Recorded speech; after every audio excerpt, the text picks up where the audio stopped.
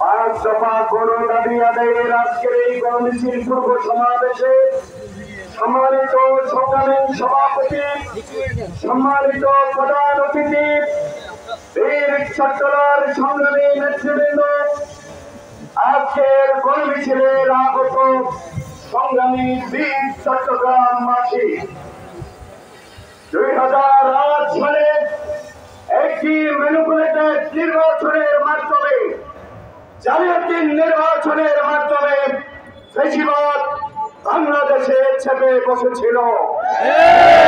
আসার পর প্রথমত বিচারিক হত্যাকাণ্ডের মাধ্যমে জামাত নেতৃবৃন্দকে টার্গেট করে একের পর এক ফাঁসি এবং নানা নির্যাতনের মাধ্যমে হত্যাকাণ্ড চালিয়েছে তারা।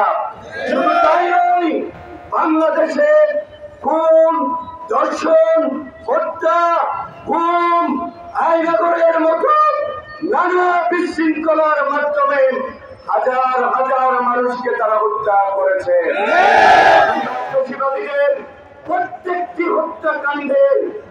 প্রত্যেকটি হত্যাকাণ্ডের তদন্তপূর্বক বিচার করার জোর দাবি জানাচ্ছি।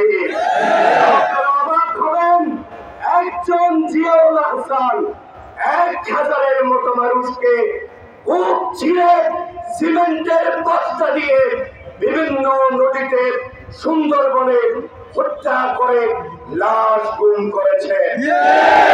গভর্নমেন্টকে আমরা দাবি জানাবো, সকল হত্যাকাণ্ডের সুষ্ঠু তদন্ত করে দৃশ্যমান বিচারের ব্যবস্থা করুন, বাংলাদেশকে কলঙ্ক মুক্ত করুন।